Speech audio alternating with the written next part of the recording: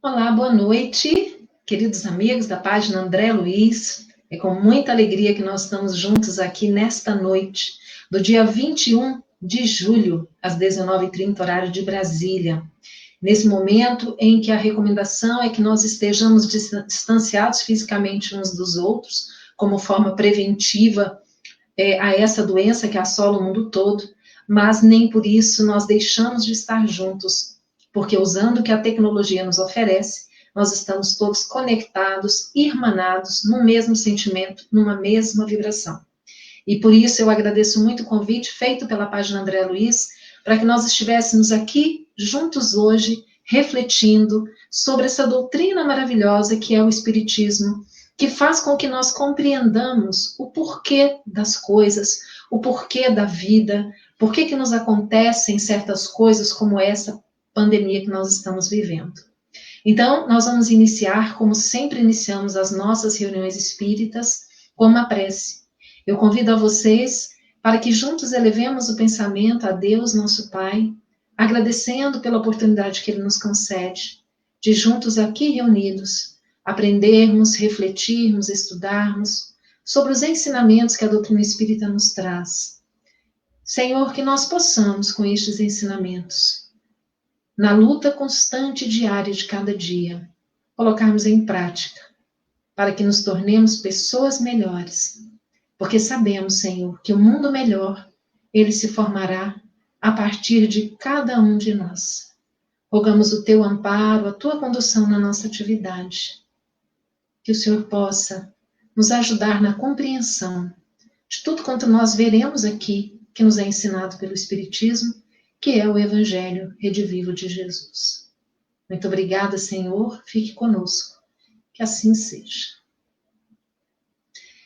Meus amigos, nós então faremos uma parte expositiva, mas deixaremos ao final uns minutinhos, caso vocês queiram fazer alguma pergunta, e aí vocês, por favor, coloquem no chat, tá bom? Se nós tivermos algumas perguntas, ao final nós poderemos aí responder para os nossos amigos que estão nos acompanhando. Nós vamos compartilhar com vocês alguns slides que vão ajudar a nortear aí o nosso pensamento. Bom, voltando aqui, vamos pegar aqui do início da apresentação. Isso.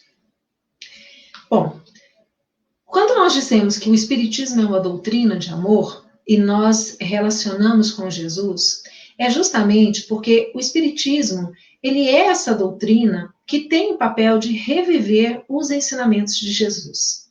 Ela tem o papel de nos levar a compreender tudo aquilo que Jesus nos disse, muitas vezes de forma alegórica, velada, o Espiritismo vem levantando o véu para que nós possamos compreender os ensinamentos de Jesus na sua plenitude.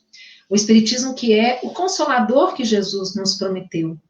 Então, hoje nós vamos aprender um pouco sobre esse Espiritismo, e a primeira pergunta que vem à mente de muitas pessoas que ouvem falar sobre o Espiritismo, mas não estudaram, não tiveram a oportunidade de conhecer a doutrina, as pessoas perguntam: o Espiritismo sempre existiu?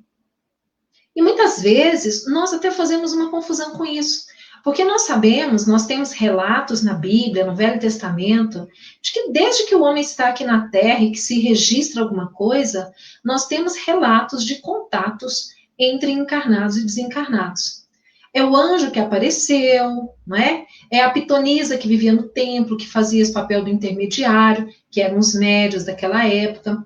Então, nós sempre temos esses relatos do intercâmbio entre os chamados vivos e os chamados mortos. Porque, na verdade, nós sabemos que estamos todos vivos. A diferença é que nós estamos hoje aqui, vivos num corpo de carne, na vida material. E aqueles que já retornaram, que já faleceram ou desencarnaram, eles continuam vivos, já vivendo numa outra dimensão, no mundo espiritual, que é a nossa verdadeira pátria.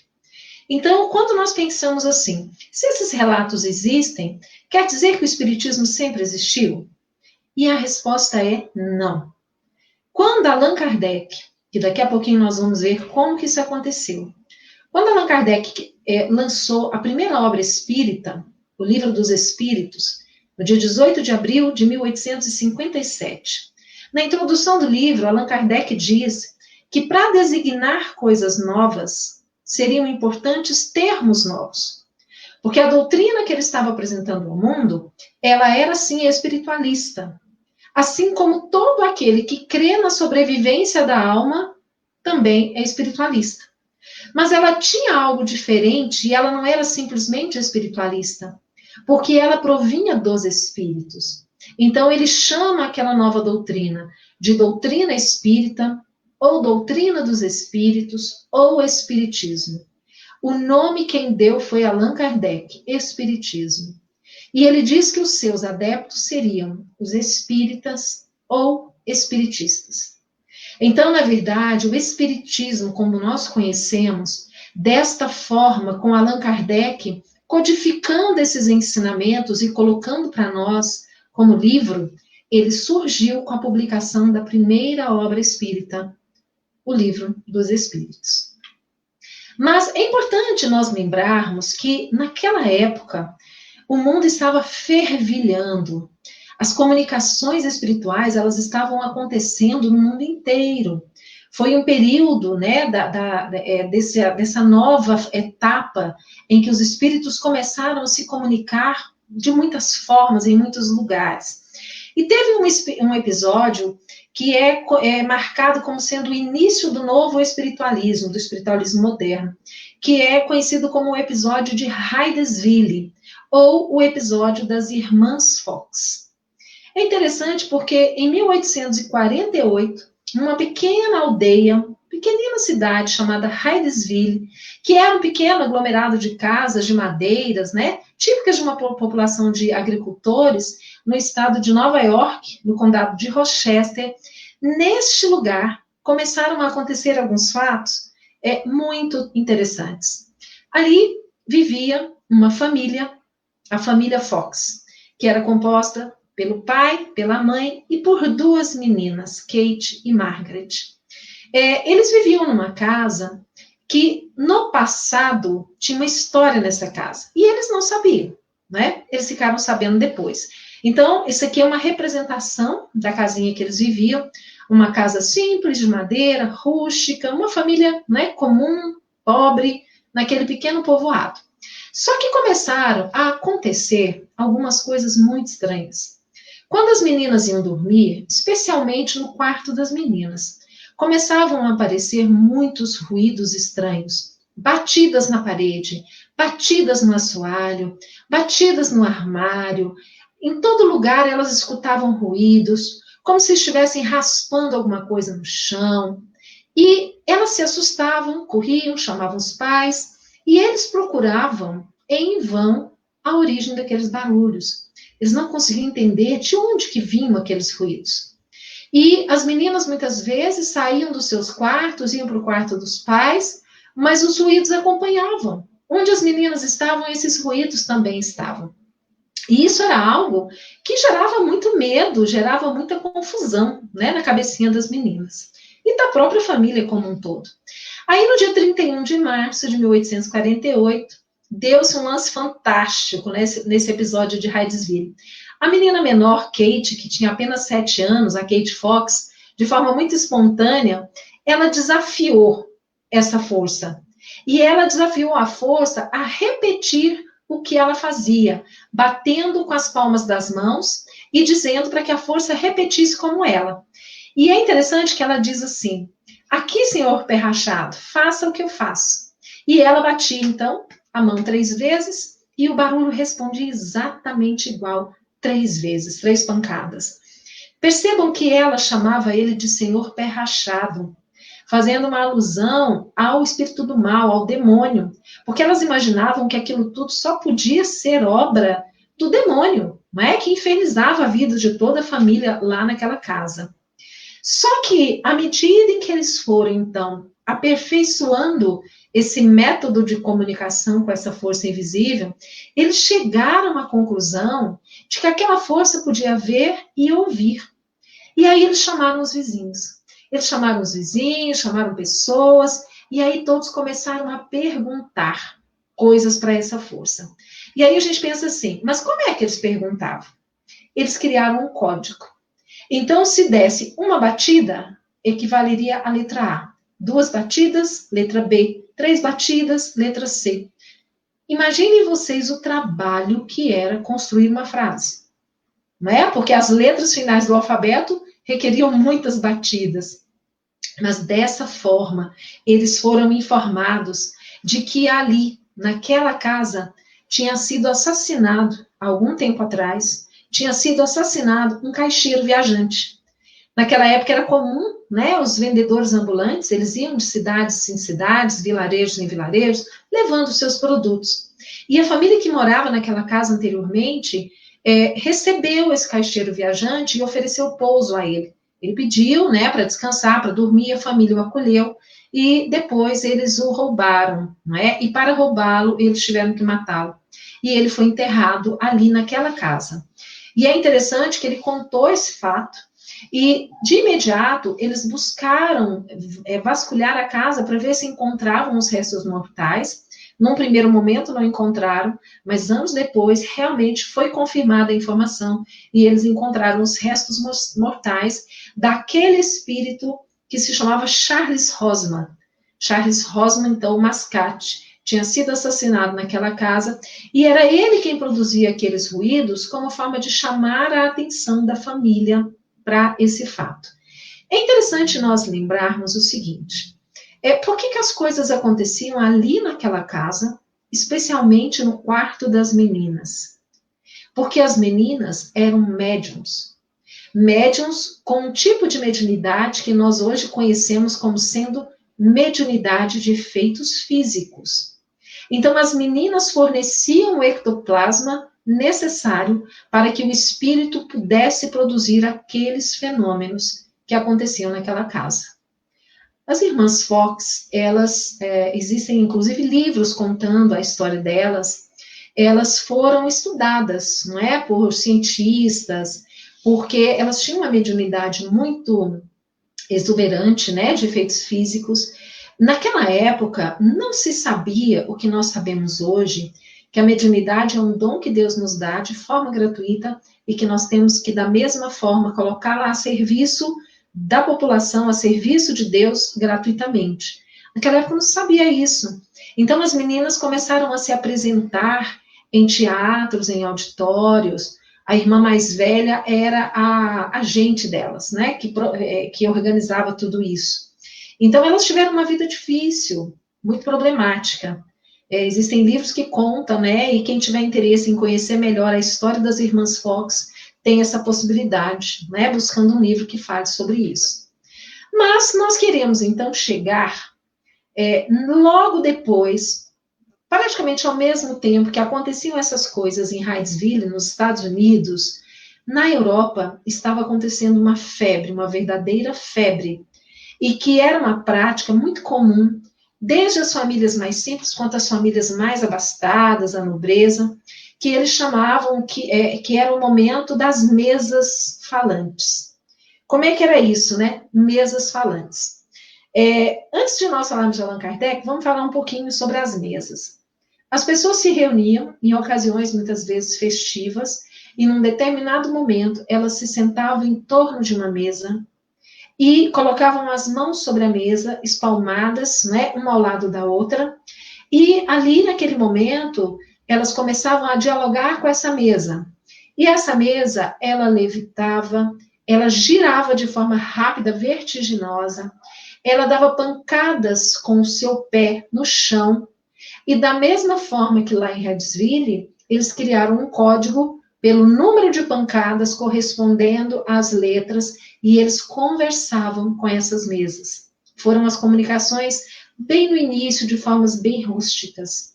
Depois, eles identificaram que se eles amarrassem uma pena, um lápis, né, numa cesta, o lápis escreveria, ou numa ardósia, uma prancheta. Então, eles estavam exercitando a mediunidade, que eles não sabiam bem o que era.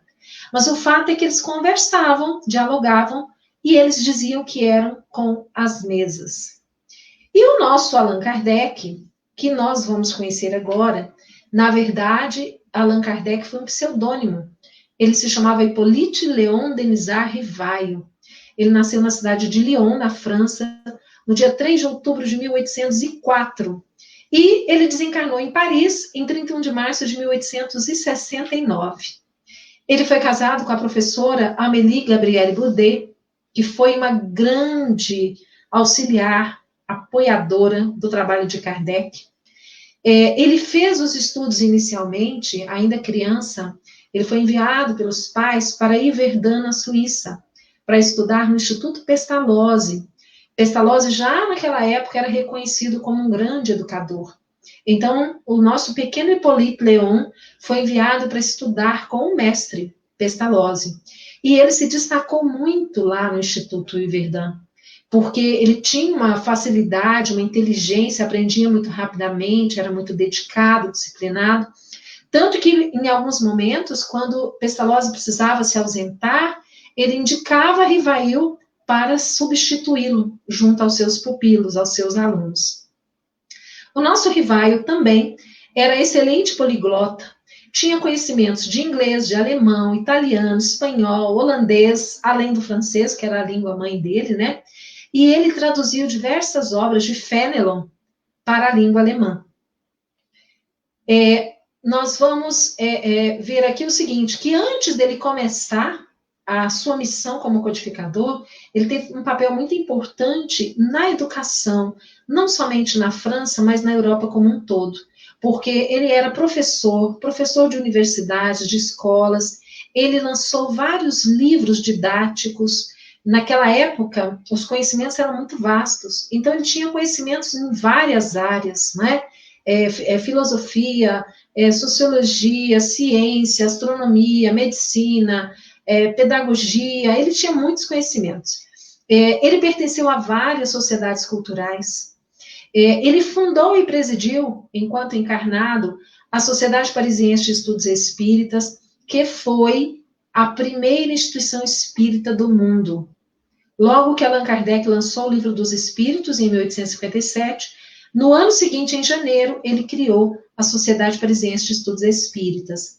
E ele teve como colaboradores, né, outros dois espíritos que nós admiramos muito e gostamos muito das suas obras, que são Leon Denis e Camille Flammarion. Mas é interessante, primeiro, nós lembrarmos o seguinte: quando o nosso professor Rivaio soube dessas reuniões com as mesas girantes, ele, a princípio, imaginava que aquilo era charlatanismo, pessoas que agiam de má fé, fraude, ou então era algo perfeitamente explicável à luz do magnetismo. Ele era um estudioso do magnetismo, mas ele ria e dizia assim: como é que pode uma mesa falar? Se vocês me provarem que a mesa tem um sistema nervoso, eu acredito, mas se não, é impossível as mesas falarem. Ele era muito racional, ele era um homem de ciências. Só que ele começou a perceber que várias pessoas que ele admirava, pessoas sérias, honestas, éticas, estavam realizando pesquisas com o fenômeno das mesas. E ele foi convidado várias vezes para participar dessas reuniões. Ele sempre recusava, até que um determinado dia ele resolveu aceitar o convite. E ele vai para uma dessas reuniões, e o que ele viu ali mudou completamente a vida dele e a maneira dele enxergar o mundo. Porque ele percebeu que por trás daquele fenômeno mecânico, das mesas levitarem, flutuarem, rodarem, baterem os pés, havia por trás daquele fenômeno uma inteligência.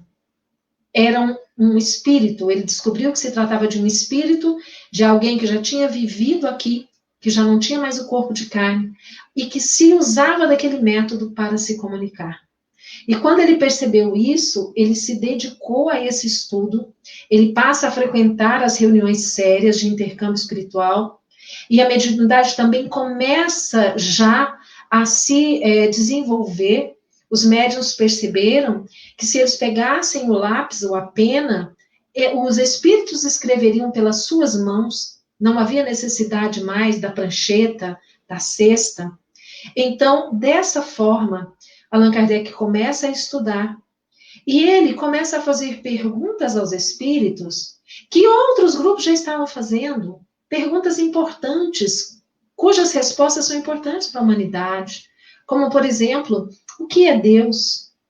Por que existe tanta desigualdade no mundo?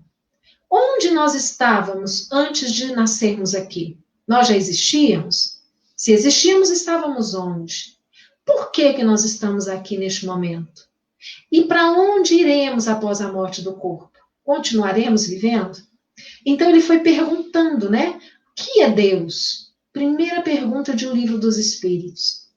E ele fez essas perguntas no grupo em que ele participava de alguns grupos, mas ele também enviava essas perguntas, os seus cadernos, para vários grupos sérios que também estavam estudando o fenômeno. Ele mandava os cadernos com as perguntas. Então, aquelas mesmas perguntas eram respondidas por espíritos diferentes, por meio de médiuns diferentes. E quando mandavam para ele aqueles cadernos com as respostas às perguntas, ele fazia um trabalho de análise. Imaginem o trabalho enorme que ele teve. Então, ele fazia esse trabalho de análise, comparando as respostas, e ele percebia que havia uma similitude. Os espíritos respondiam a mesma coisa, independente de onde fosse. Então, fazendo essa análise e esse estudo, foi que ele criou o Livro dos Espíritos, na sua primeira edição, com um pouquinho mais do que 500 perguntas.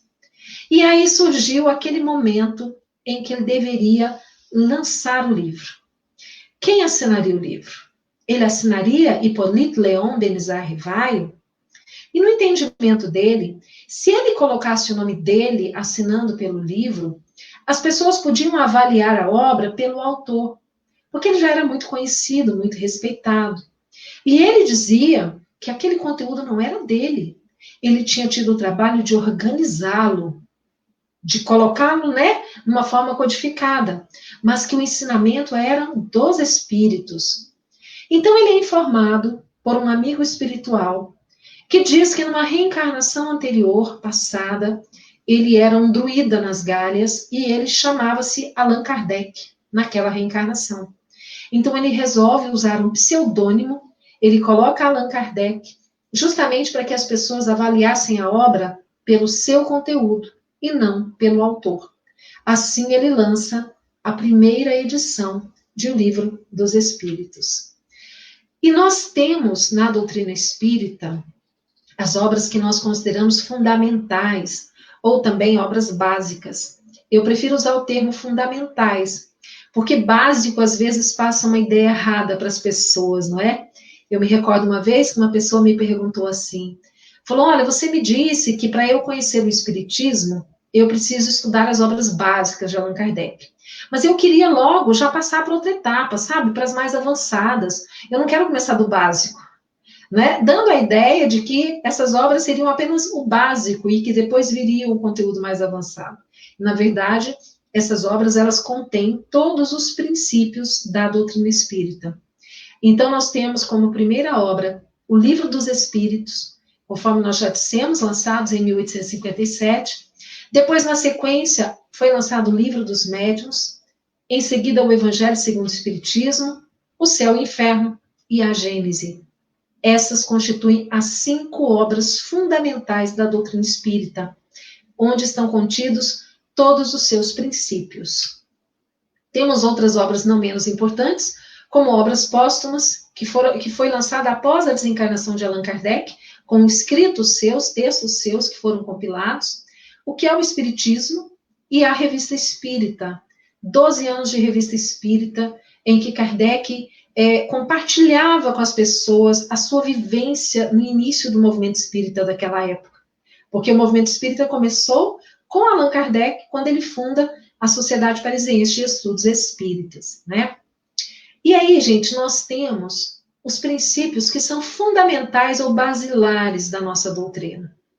Primeiro deles, existência de Deus. Quando Allan Kardec organiza as questões do Livro dos Espíritos, primeira questão que ele coloca, o que é Deus? Percebendo que ele não pergunta quem é, porque nós temos aquela ideia do Deus antropomórfico. aquele velhinho de barbas brancas sentado lá no trono, no céu, olhando para nós. Para a razão de Allan Kardec, aquilo não seria possível. Então ele pergunta o que é Deus? E os espíritos respondem: Deus é a inteligência suprema, causa primária de todas as coisas. Percebam que Deus, então, é o criador de tudo que existe. Tudo aquilo que não é feito pelo homem é obra de Deus, inclusive o próprio homem. Crença na imortalidade da alma. O Espiritismo nos comprova, por fatos, de que a alma sobrevive à morte do corpo. Nos comprova como? Nos comprova por meio da comunicabilidade. Os espíritos que já partiram, que já desencarnaram, se comunicando conosco que estamos aqui na matéria. E às vezes as pessoas perguntam, né? Se perguntam e dizem assim: mas como é que eu sei que isso é verdade? Como é que eu sei que isso não é coisa da cabeça dos médiuns? Algumas pessoas dizem assim: não, isso tudo está aí no inconsciente coletivo, não prova nada. Mas quando você vê uma mãe, um pai, uma pessoa que vai até Chico Xavier, que esteve conosco, né, por mais de 90 anos, que era um médium por excelência, evangelizado, uma pessoa que não se pode dizer nada contra ele, a vida inteira foi de doação, de amor ao próximo, de caridade. Quando aquela pessoa busca Chico Xavier no auge da dor, do desespero, pela partida de um ente querido, e recebe uma carta, onde naquela carta ela encontra informações privadas, particulares, que só ela sabia. Só ela e o espírito comunicante sabiam daquele fato, daquilo que é mencionado na carta. Então, as cartas que Chico Xavier recebiam eram cartas cheias de detalhes, de informações que só a pessoa poderia saber. O médium não teria a menor condição de saber aquilo. Como não comprovar a existência do espírito? Então, nós temos a certeza, vai além da crença. Nós sabemos que existe Deus e que os espíritos, nós espíritos, somos imortais. O corpo que nós usamos aqui nessa reencarnação, ele é matéria e ele se decompõe quando chega ao fim da sua etapa. Mas nós que somos seres espirituais, nós prosseguimos vivendo. E para que nós possamos entender o porquê de tanta desigualdade no mundo, por que umas pessoas nascem com todos os favores, uma pessoa que nasce bonita, saudável, inteligente, bem colocada na sociedade, com uma boa família, parece ter todas as facilidades na vida, ao passo que outra nasce deficiente, aleijado, com problemas mentais, às vezes nasce numa extrema miséria, com famílias desestruturadas. Por que Deus permite que isso aconteça? Como Deus escolhe quem vai sofrer, quem não vai sofrer? Então, a reencarnação é que nos explica por que isso acontece. Porque nós entendemos que nós estamos submetidos a uma lei de retorno, de ação e reação. Então, a nossa ação, ela gera uma reação, que nem sempre nós vamos colher essa reação nessa encarnação. Muitas vezes ela fica para outras. Então, a reencarnação é que nos explica o porquê das desigualdades no mundo. Nós temos certeza também do esquecimento do passado. Porque também é uma outra dúvida que as pessoas têm. Se nós já vivemos outras vezes, por que nós não nos recordamos? Que interesse teria se eu já vivi tanta coisa, se eu não me lembro agora nessa reencarnação para me ajudar a não repetir os mesmos erros? Mas aí nós compreendemos que o esquecimento do passado, ele é uma bênção, é a misericórdia divina atuando na nossa vida. Porque Deus nos dá a oportunidade de recomeçarmos. Imaginem vocês se nós nos lembrássemos de tudo que nós já tivéssemos vivido. E aí, Deus, na sua misericórdia, nos permite planejarmos, renascermos aqui numa mesma família, os desafetos do passado. E aí, quando nós chegássemos aqui, os nossos pais, quando nos recebessem pelas portas do nascimento, olhassem para nós e dissessem: ai meu Deus, olha quem está chegando. Aquele fulano que me matou, que fez isso, que fez aquilo. A vergonha que nós sentiríamos se fôssemos nós os agressores, não é? Ou o medo da retaliação. Então, o esquecimento do passado, ele é uma bênção divina, porque ele permite que nós renasçamos no mesmo lar aqueles inimigos do passado, para que nós possamos aprender a amarmos uns aos outros. Então, é um dos princípios da doutrina espírita. O outro princípio é a comunicabilidade dos espíritos. Essa possibilidade que nós temos, por meio da mediunidade, de conversarmos com aqueles que já partiram. Por isso que a doutrina espírita ela é dos espíritos, porque foi por meio de médiuns que os espíritos trouxeram para nós os seus ensinamentos e continuam nos trazendo até hoje.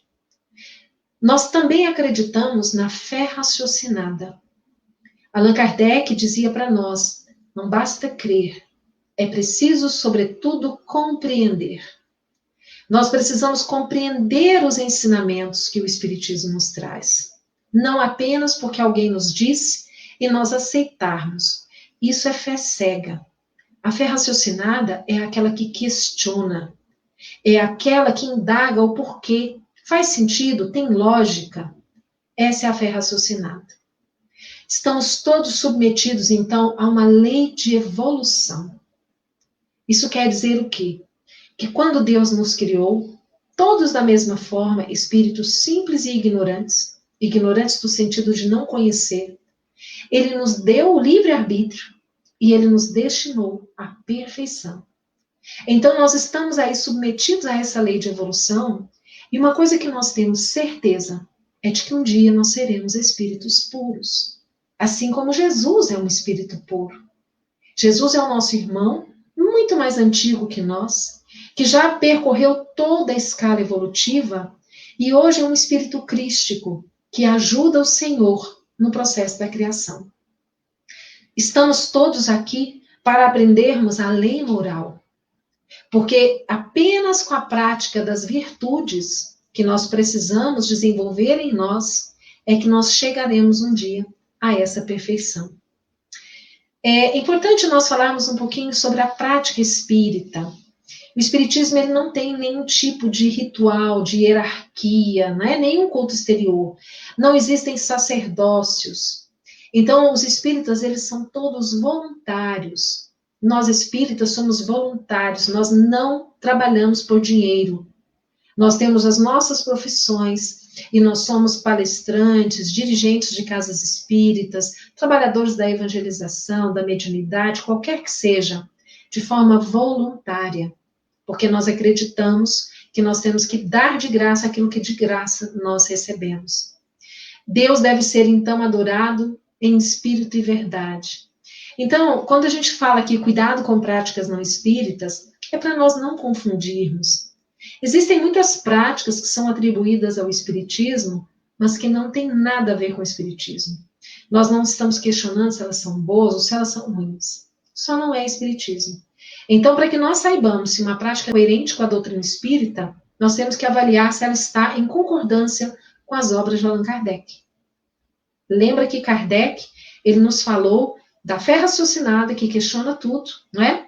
E ele nos deixou uma orientação para que toda a informação que chegue do plano espiritual para nós, nós passássemos pelo critério da universalidade do ensino dos espíritos. Se for uma ideia nova, nós precisamos aguardar a confirmação. Porque se for algo verdadeiro, outros espíritos, por meio de outros médiuns, nos trarão a mesma notícia. Então, esse é o princípio da universalidade. Nós temos que estar atentos a isso. O espiritismo não é proselitista. Ele não impõe os seus princípios. Ele convida as pessoas a conhecê-los, passar pelo crivo da razão. E ele não diz para ninguém deixar a sua religião para se tornar espírita. Não há essa necessidade. Mas nós temos certeza de que o que o espiritismo nos traz, ele traz uma consolação e um esclarecimento tão grande que ele pode ser útil, e ele com certeza será útil para qualquer pessoa que tenha o conhecimento dele. Porque o espiritismo matou a morte, como diz o nosso querido Divaldo Franco. Toda prática espírita, portanto, é gratuita. Nós somos todos voluntários, não se cobra. por nada no espiritismo. Mediunidade não é privilégio. Não imaginemos que os médiuns são pessoas especiais, ungidas. Não existe isso. Mediunidade é compromisso. Compromisso com Deus. Não existe médium forte nem médium fraco, ou centro espírita forte, centro espírita fraco. Não existe isso. Existe o merecimento daquele que foi buscar ali algo que, se for do merecimento e for interessante para ele naquele momento, ele vai receber. Se não, Deus sabe o que é melhor para nós, acima de qualquer coisa. Não existem milagres no espiritismo. Tudo tem uma explicação lógica e racional.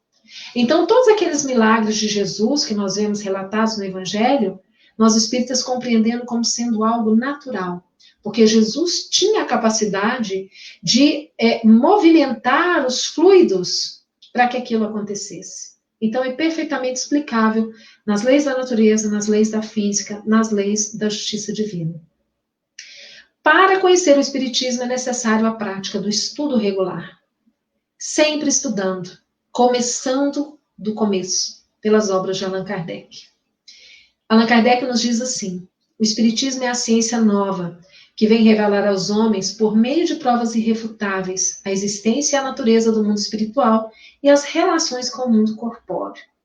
Ele nos-la mostra não mais como coisa sobrenatural, porém, ao contrário, como uma das forças vivas e sem cessar atuantes da natureza.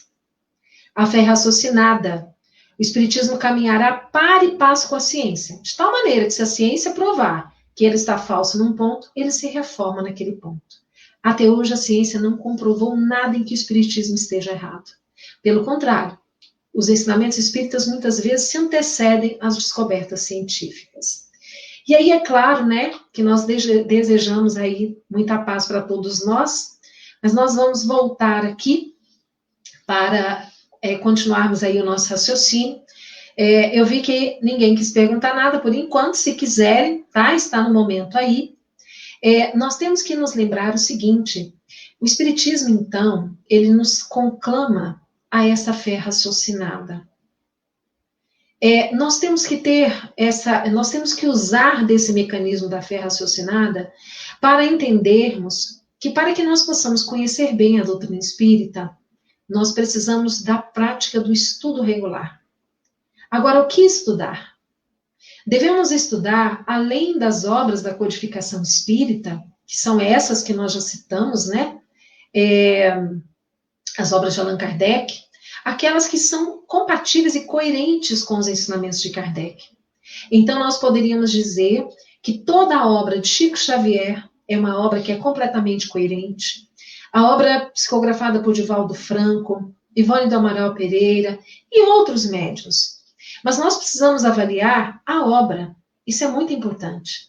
E aí nós encontramos na obra de Chico Xavier, especialmente a obra de André Luiz, Espírito André Luiz, que veio nos ajudando a compreender como é a vida no mundo espiritual.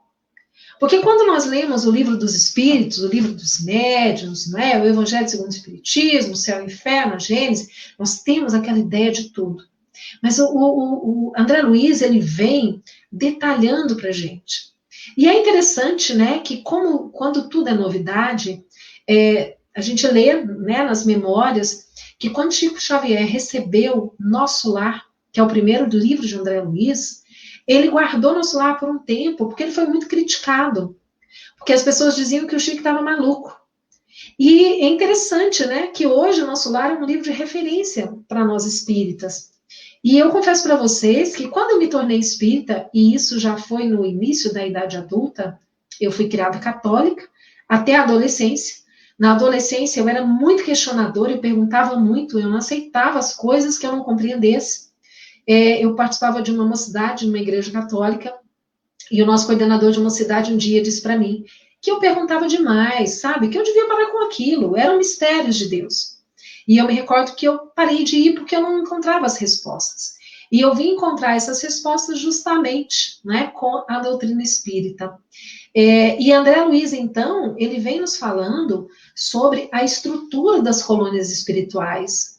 E eu confesso que quando eu li Nosso Lar a primeira vez, eu era recém-chegada, né, começando a estudar o espiritismo, Eu achei aquilo tudo uma grande fantasia, né? Eu pensei, gente, mas que coisa louca é essa, né? Lá é igual aqui. E depois a gente vai aprendendo que não, na verdade, aqui é uma cópia imperfeita do mundo espiritual. Porque o mundo espiritual é o nosso mundo de origem. Nós reencarnamos aqui para que nós possamos passar pelas experiências necessárias para o nosso aprendizado aqui no mundo material.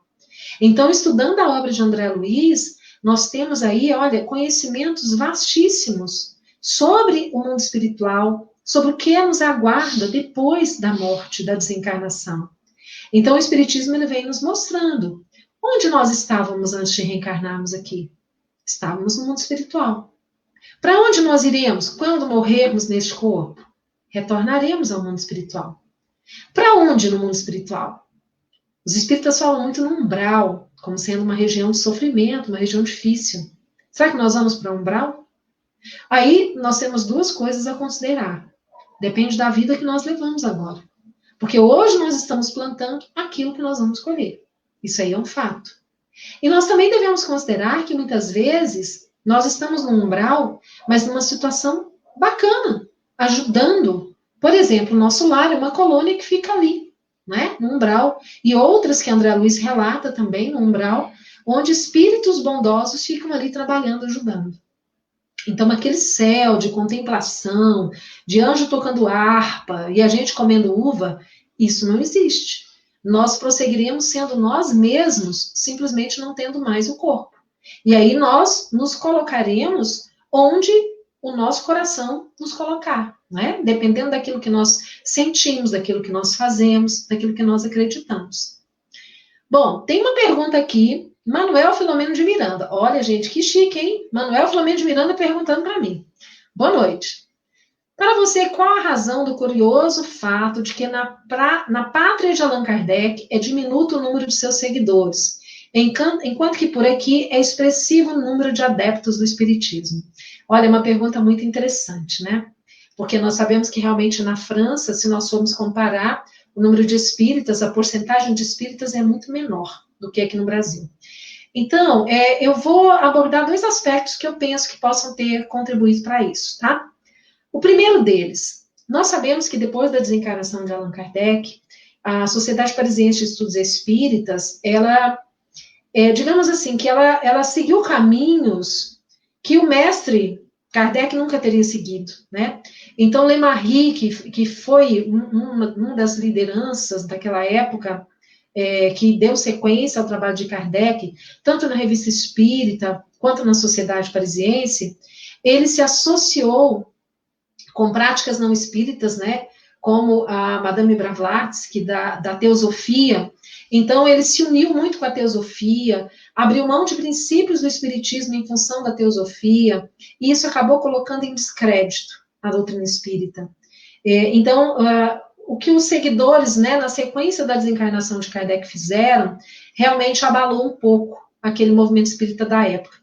Vale considerar também que era uma época e chamado século das luzes, né, e de tantos descobrimentos, onde o homem estava deixando aquele período da subjugação religiosa e se libertando, né, disso, em que o materialismo ele estava começando a se mostrar de uma forma muito, muito forte, né?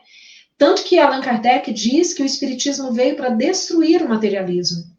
Mas nós sabemos que o materialismo ele tem as suas raízes muito firmes aqui na Terra, exatamente por conta do nosso atraso evolutivo, né? Nós estamos a caminho dessa evolução, mas ainda muito distantes dela. Então, nós ainda somos muito apegados às coisas materiais. Quantos de nós nos declaramos como ateus, que não acreditamos que a vida depois da morte possa continuar, né? Encaramos a morte como sendo o fim de tudo. Então, esses são os materialistas, que acreditam que a vida é só essa, morreu esse corpo, acabou tudo, portanto, vale tudo para ser feliz e viver bem nessa vida, porque a vida é uma só. E aí nós espíritos sabemos que a vida realmente é uma só. Que a partir do momento que Deus nos cria, nós nunca mais morreremos. Mas ora encarnados, ora desencarnados. Então a vida é essa sequência, né, de idas e vindas na reencarnação. Aí, o outro fato que eu penso que também foi decisivo nisso aí, é que nós sabemos da destinação do Brasil como sendo pátria do Evangelho. E, gente, nisso não tem nenhum ufanismo, não, tá? O Brasil não é melhor, não é... Não, Jesus apenas colocou aqui as condições para que as religiões tivessem o florescimento. Porque se nós observarmos, o Brasil é o maior país espírita, mas é também o maior país católico, é também um dos maiores países evangélicos. Então não é só o espiritismo. O espiritismo, se nós considerarmos a população brasileira, ele é pequeno, comparado com as outras religiões tradicionais, como o catolicismo e o protestantismo. Mas o povo daqui, os espíritos que foram colocados aqui, eles já vieram com essa índole, com esse coração aberto. Por isso que a gente sabe que, né, que o povo brasileiro é conhecido como sendo um povo acolhedor, um povo hospitaleiro, fraterno, né, que recebe bem. É uma característica dos espíritos que vieram para cá. E a pátria do evangelho é no sentido de que nós estamos aqui justamente para receber os espíritos falidos de outras nações, para que aqui, ao contato com esse povo que tem esse sentimento de religiosidade melhor, para que possa ajudar na evolução dos espíritos que estão aqui. Então, nós não fiquemos imaginando que nós estamos aqui porque nós somos melhores, né? Talvez nós estejamos aqui justamente porque nós precisamos desse ambiente para que possamos aprender, por já termos errado demais em outras sociedades, tá? Então, eu penso que por aí, viu, Manuel? Que seria talvez o fato. Mas uma coisa que nós temos observado, e inclusive nós temos feito lives sobre o assunto, né? Tivemos uma pelo IGESE, que é a instituição, né, que eu represento, o Instituto Goiano de Estudos Espíritas. Nós temos feito 4 lives por semana, segundas, quartas e sextas, às 21 horas, e aos domingos, às 19h30. E numa dessas lives, nós estávamos conversando com a Jussara Korngold, que é presidente do Conselho Espírita Internacional e também presidente da Federação Espírita dos Estados Unidos. Conversamos com a Elza Rossi, que é presidente da União Espírita do Reino Unido, e com a Regina Zanella, presidente da Federação Espírita da Itália. E elas estavam falando como está o movimento espírita nesses países. E nós ficamos, assim, muito felizes de saber que o movimento espírita tem crescido muito nesses países. Inclusive, a gente tinha uma ideia aqui no Brasil de que o espiritismo no exterior era feito por brasileiros. Então, sempre a gente pensava, são brasileiros no exterior criando o movimento espírita. E no começo, realmente pode ter sido assim. Mas hoje, nós já temos instituições espíritas no exterior que são totalmente dirigidas e frequentadas por nativos daquele país. Exatamente porque hoje tivemos um investimento grande do Conselho Espírita Internacional, da própria FEB, no sentido da tradução de obras de Allan Kardec. Não é? Não somente no francês, que nós traduzimos para o português, mas também para o inglês, para o alemão, para o japonês, para vários idiomas, possibilitando assim que as pessoas conheçam o espiritismo. Então eu fico imaginando, por que o espiritismo realmente ainda não chegou a todos os recantos do mundo? Exatamente porque a língua ainda é um empecilho. Por isso precisa-se realmente investir em traduções, para traduzir para o maior número de idiomas possível a obra de Allan Kardec, a obra de Chico Xavier, para facilitar a compreensão da doutrina espírita.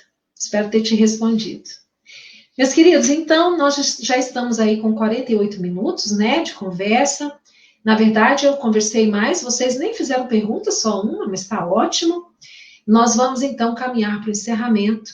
E eu só quero dizer mais ainda que, especialmente nesse período que nós vivemos aí com essa pandemia, e que nós sabemos que muitas pessoas ficaram com muito medo, né, do que poderia acontecer, do que seria de nós, do mundo. E uma coisa que a gente tem certeza é que tudo passa, isso vai passar, já está passando. Em breve nós já teremos a vacina, o mundo vai voltando aos poucos, não ao que era. Nós esperamos que não voltemos a sermos o que éramos antes, que nós possamos ter aprendido alguma coisa com essa pandemia, com esse episódio, para que nós saiamos melhores do que quando ela começou. Que nós possamos ter aproveitado esse tempo recolhidos em casa, né? Todos aqueles de nós que pudemos ficar em casa, para refletirmos, para promovermos o autoconhecimento, para estudarmos mais, para que nós possamos realmente sermos pessoas melhores a cada dia. É isso que nós esperamos. Eu desejo que Deus abençoe a vida de cada um que está me assistindo agora, que venha assistir depois, assim como a minha, da minha família, de todos nós. Muito obrigada, viu? Pela atenção de vocês. Muito obrigada à página André Luiz pelo convite. Então, nós vamos fazer a nossa prece agora, de encerramento. Nós agradecemos mais uma vez, Senhor, por essa oportunidade. Que o Senhor possa nos conduzir nas nossas atividades diárias, para que possamos sempre fazer as melhores escolhas para a nossa vida e para a vida dos nossos semelhantes. Permaneça, Senhor, conosco, hoje e sempre. Que assim seja.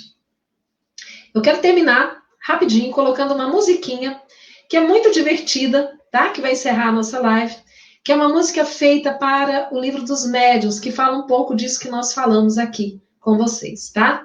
Um grande abraço, fiquem com Deus e um bom restante de semana aí para todos.